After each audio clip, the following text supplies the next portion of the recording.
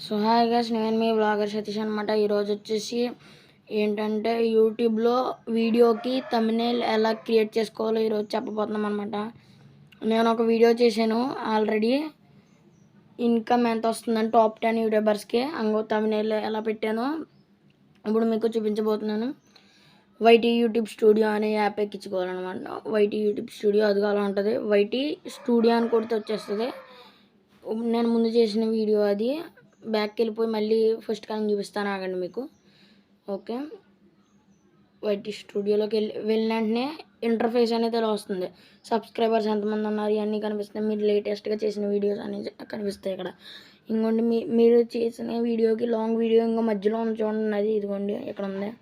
అందుకోండి ఆ వీడియో అయితే థంబ్నెయిల్ ఎలా క్రియేట్ చేస్తాను చూపిస్తాను చూడండి.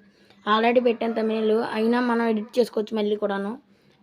థంబ్నెయిల్ ఇలా వెళ్ళిన తర్వాత అంగో అక్కడ టాప్లో 3 ఉన్నాయి కదా. ఫస్ట్ది పెన్సిల్ సింబల్ అయితే ఉంటుంది, దాన్ని క్లిక్ చేయాలన్నమాట థంబ్నెయిల్ పెట్టుకోవాలంటే. క్లిక్ చేసిన తర్వాత ఎడిట్ వీడియో పక్కన ఉన్న చూడండి కింద, ఇంకోండి నేను పెట్టి చూపిస్తున్నాను పెన్సిల్.